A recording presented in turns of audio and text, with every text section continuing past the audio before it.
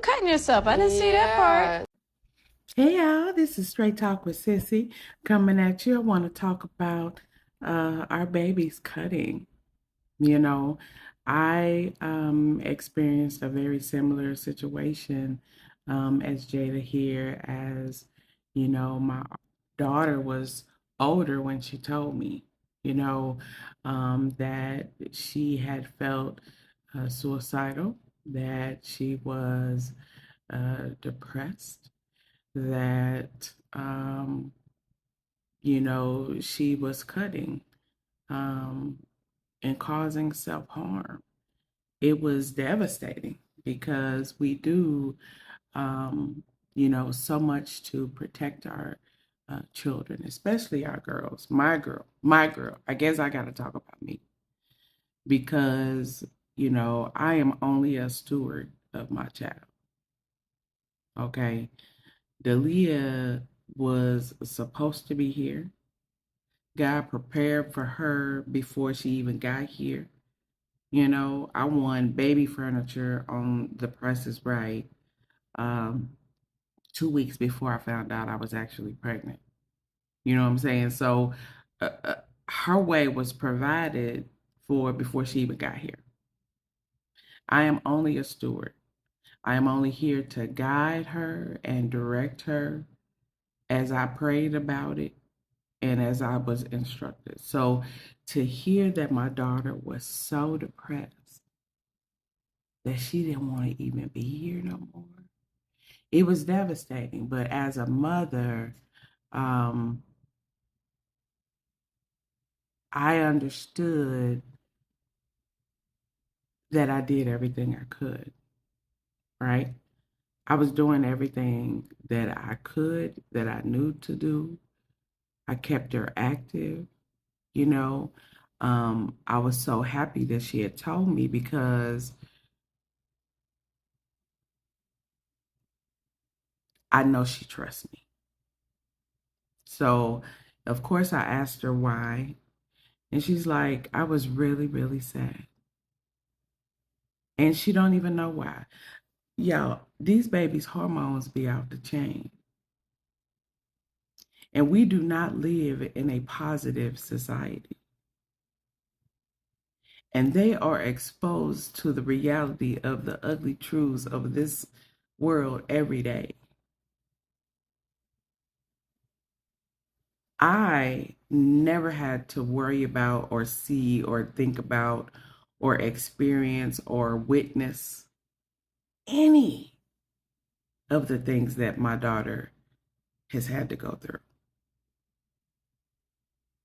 So now that they've discovered this other type of emotional outlet, right? Because they say they feel so numb and dead inside, cutting, the pain of the cutting causes them relief. Okay? So, we have to learn at our big old age to try to understand what these children are going through, what this generation is going through, because it's not the way it was when we was young. I'm 52. I've never seen anything like this.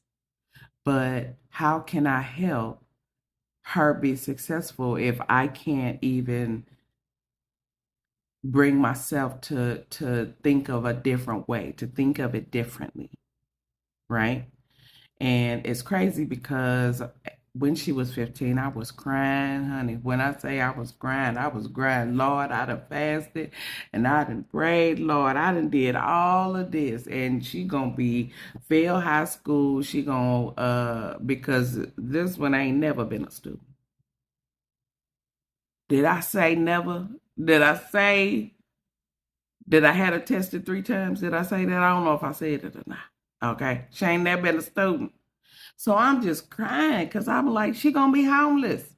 She gonna be homeless, y'all. God, she gonna be on drugs. Like, because that's what society has imprinted on us, that they have to go to college. They got to graduate high school. They have to go to college to be successful and to be happy. That lies.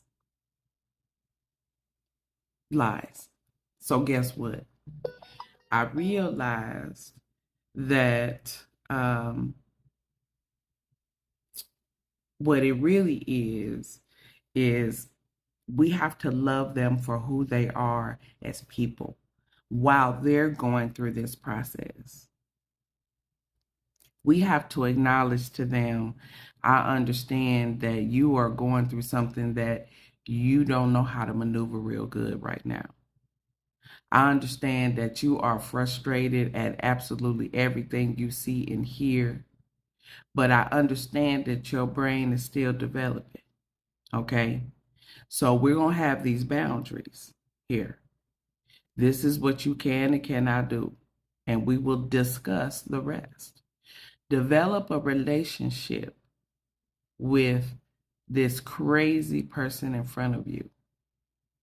Learn how to communicate with them, because you know what the Lord told me when I was crying and snotting and going on? She said that this is temporary. He told me this is temporary.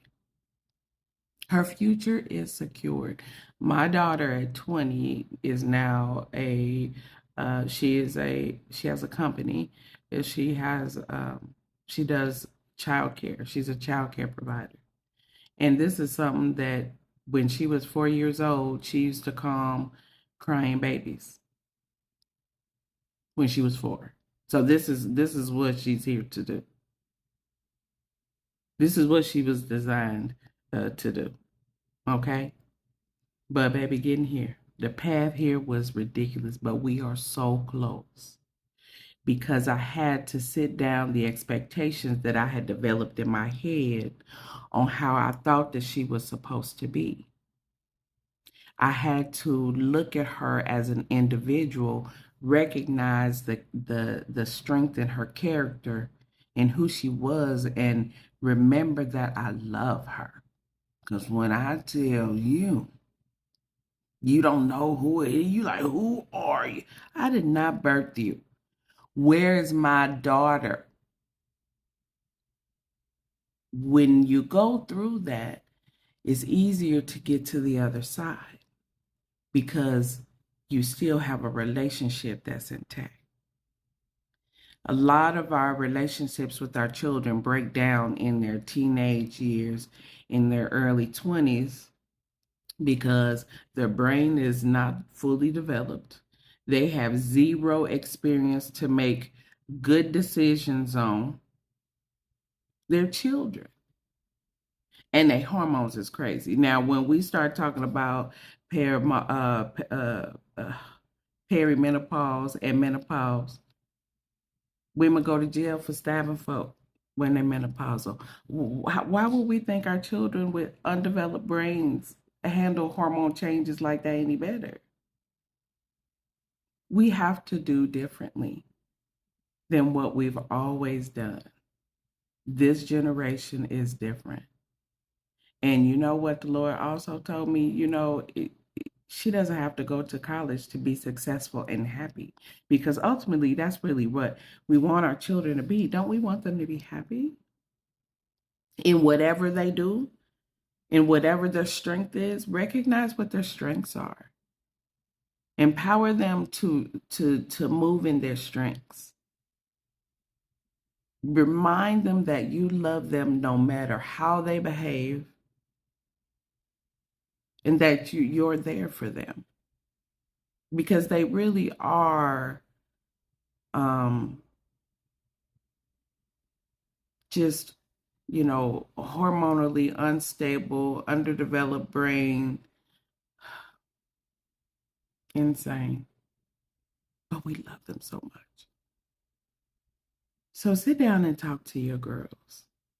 Sit down and have a conversation. Just love on them. Just love on them. Just hug them. Even when they don't want it, just hug them and walk off. We got to show more love. All right. Okay. Close to my heart. All right. Take care. Straight Talk with Sissy. Bye.